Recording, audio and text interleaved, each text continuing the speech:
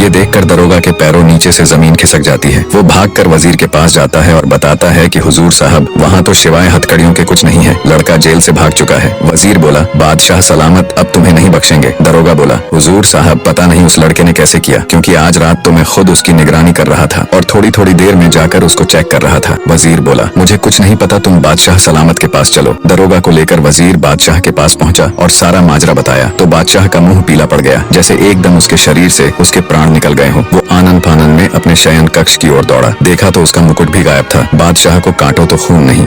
शहजादी बानो अपने पिता के महल में आती है, देखा तो बादशाह उदास बैठा हुआ है। शहजादी ने उनसे मायूसी का कारण पूछा तो बादशाह बोला, क्या फायदा मेरे बादशाह होने का, जब एक मामूली सा चोर लड़का मेरे महल में दाखिल हो जाता है और जो उसका मन करे उठा ले जाता है। शहजादी बोली, मुझे तो लगता है सभी नौकर उस कमबख्त से मिले हुए हैं, पर आप उदास मत हो अब्बा जान, एक तरीका है उसे पकड़ने का और आपका ताज फिर से पाने का। आप उस बूढ़े राहगीर को फिर से कैद करवा कर पूरे नगर में घोषणा करवा दीजिए कि बूढ़े मछुआरे की आंखें निकाल कर उसे शहजादी के महल में बंदी बनाकर रखा गया है, वो उसे बचाने जरूर आएगा। बादशाह के हुक्म की देर थी कि कुछ ही देर में सैनिक उस बूढ़े राहगीर को पकड़ लाए। बादशाह ने बूढ़े मछुआरे को आराम के साथ शाही कमरे में ठहराया और अपनी योजना अनुसार पूरे राज्य में घोषणा कर दी कि बूढ़े की आंखें निकाल उसे कैद करके रखा है। नवयुवक को जब पता चला तो उसके तन बदन में आग लग गई। उसने खुद से कहा, जब मेरे ऊपर वश नहीं चला तो उस बूढ़े राहगीर को ही उठा लिया, पर अब बस बहुत हुआ, अब इन सब का अंत करने का समय आ गया है। रात हुई तो शहजादी के महल के चारों तरफ कड़ा पहरा लगा दिया गया। कदम कदम पर शाही सैनिक अस्त्र शस्त्रों के साथ चौकन्ने खड़े थे। खुद बादशाह भी भेष बदलकर गश्त कर रहा था, पर तभी अचानक शहजादी के महल से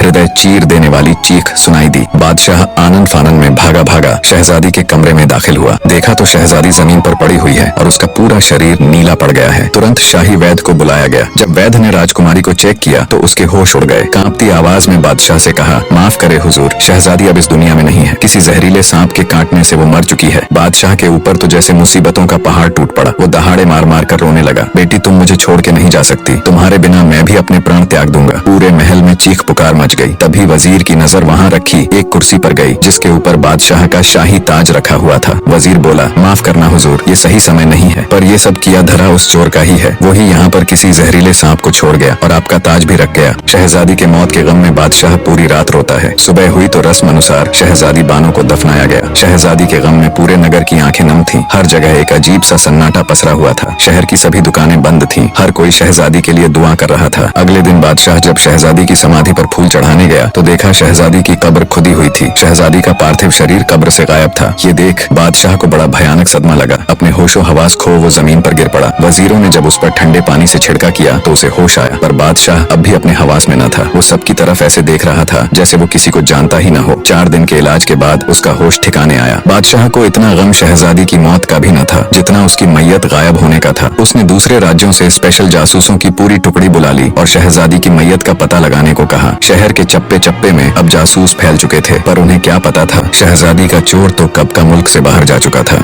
कब्र खोदकर शहजादी की लाश को बाहर निकालने वाला कोई और नहीं बल्कि वो नवयुवक ही था जो शहजादी के गुरूर को तोड़कर ध्वस्त करने की ठान चुका था। शहजादी की लाश को अपने घोड़े पर लिए वो बहुत तेजी से आगे बढ़ रहा था। चलते चलते वो बगदाद शहर के बाहर पहुंच गया। शहजादी की लाश को झाड़ियों में छुपा वो एक संदूक ले आया। संदूक में शहजादी को लिटा शहर के अंदर गया और उसने एक सराय का कमरा किराए पर लिया। जब रात हुई और सब सो गए तो नवयुवक ने बक्से को खोला और कुछ मंत्र बोलकर एक सांप बन गया। सांप बने नवयुवक ने शहजादी के कांटे हुए स्थान से सारा जहर चूस लिया और फिर से अपने असली रूप में आ गया। कुछ ही समय बाद आहें भरती हुई शहजादी उठकर बैठ गई। उसने पानी मांगा, तब नवयुवक ने उसे पानी पिलाया। पानी पीकर शहजादी के होश कुछ ठिकाने आए तो वो बोली, मैं कहाँ हूँ, तुम कौन हो? मैंने अभी अभी एक बहुत भयानक सपना देखा कि एक सांप के काटने से मेरी मृत्यु हो जाती है, मुझे दफना दिया जाता है, फिर तुम आकर मुझे कब्र से निकालकर एक सफेद घोड़े पर यहाँ ले आए। पर वो सपना एक सपना ना होकर हकीकत था। तुम मुझे यहाँ क्यों लेकर आए? तुम्हारा मकसद क्या है? और इतने सारे सिपाहियों के होते हुए तुम महल में घुसकर चोरी कैसे करते हो? बौखलाई शहजादी ने एक साथ सवालों की बौछार कर दी। तब नवयुवक बोला, सुनो शहजादी, अगर तुम जानना ही चाहती हो तो मेरा नाम बिन मुस्तफा है। मेरे अब्बा जान बहुत बड़े जादूगर थे जिन्होंने मुझे अपनी विद्या से सांप का रूप बदलने की विधि सिखाई है। मैं तुम्हारे महल में सांप के रूप में अंदर जाता था। जिस सांप के काटने से तुम्हारी मृत्यु हुई थी वो भी कोई और नहीं बल्कि मैं ही था। मैं जानता था सांप के काटे हुए मनुष्य का अगर 3 दिन के अंदर जहर चूस कर निकाल दिया जाए तो वो फिर से जिंदा हो जाता है। ये सब मैंने तुम्हें सबक सिखाने और तुम्हारे खोखले गुरूर को तोड़ने के लिए किया, और अब तुम सदा के लिए मेरी दासी बनकर मेरे साथ रहोगी। यही तुम्हारी सजा है। शहजादी सब कुछ सुन एकदम सन रह गई। उसे कुछ बोलते न सूझा। कुछ देर चुप्पी के बाद शहजादी ने माफी मांगते हुए कहा, मैंने ताकत के गुरूर में चूर पता नहीं कितने ही लोगों का अनिष्ट किया है, मुझे माफ कर दो। पर नवयुवक के ऊपर शहजादी की पश्चाताप भरी बातों का कोई असर नहीं हुआ। शहजादी को अपने घर लाकर एक बंदी या फिर ये कहे एक दासी की तरह नवयुवक रखने लगा। कुछ दिन तक तो शहजादी ने नवयुवक से मिन्नतें की कि वो उसे उसके पिता के पास छोड़ आए, पर नवयुवक को उसके ऊपर विश्वास न था। उसे लगता था शहजादी ये सब मजबूरी में और उसकी कैद से छुटने के लिए बोल रही है। समय बीतता गया। शहजादी अब अपना पूरा अहंकार त्याग कर एक पत्नी की तरह घर का सारा काम करती और नवयुवक की हर छोटी से छोटी बात का ख्याल रखती। धीरे धीरे नवयुवक के दिल में भी शहजादी के प्रति कठोरता की जगह नरमी ने ले ली। वो उसे चाहने लगा। फिर सोचा, मैं कहाँ एक छोटे से जादूगर का लड़का और वो मुल्क की शहजादी। फिर एक दिन ऐसा आया जब नवयुवक ने शहजादी को परखने के लिए घर पर अकेला छोड़ दिया और भागने का पूरा मौका दिया और सोचा, रात को जब लौटूंगा तब शहजादी मुझे मिल गई तो उसके सामने अपने दिल की बात कह दूंगा। रात तक का समय नवयुवक ने बड़ी मुश्किल से काटा। रात हुई तो वो धड़कते दिल के साथ घर की ओर चल दिया। उसके मन में ढेरों विचार एक साथ चल रहे थे। नवयुवक जब रात में घर आया तो उसने देखा शहजादी कहीं नहीं गई, बल्कि रोजमर्रा की तरह अपने कामों में तल्लीन थी। आज पूरा दिन सोचने समझने और विचार करने के बाद उसने फैसला लिया कि शहजादी के साथ उसका कोई भविष्य नहीं है। उन दोनों के बीच प्रतिष्ठा और रुतबे की बहुत बड़ी दीवार है, तो वो उसे सही सलामत बादशाह के पास ही छोड़ आएगा। सुबह हुई तो शहजादी को लेकर वो बादशाह के पास गया। जब बादशाह ने अपनी बेटी को सही सलामत देखा तो उसकी आंखों से खुशी की अश्रुधारा बह निकली। उसने शहजादी को गले लगा लिया और ढेरों सवाल एक साथ दाग दिए। तब नवयुवक ने बादशाह से माफी मांगते हुए सारा किस्सा कह सुनाया। सब सुनकर बादशाह ने अपने वजीर को हुक्म दिया कि इसे अभी फांसी के तख्ते पर चढ़ा दो। पर शहजादी ने अपने पिता से कहा, नहीं अब्बाजान, इसने मेरा अहंकार नष्ट करने के लिए ये सब किया। अब मैं इसे अपने हृदय से अपना पति मान चुकी हूँ। अगर इसे कुछ हुआ तो मैं भी अपने प्राण त्याग दूंगी। बेटी के मोह में मजबूर बादशाह ने दोनों का निगाह करवा दिया। अब पहले जैसा कोई कानून नहीं रहा। प्रजा भी अब खुशी से रहने लगी। इधर शहजादी और नवयुवक भी एक दूसरे के साथ खुश थे।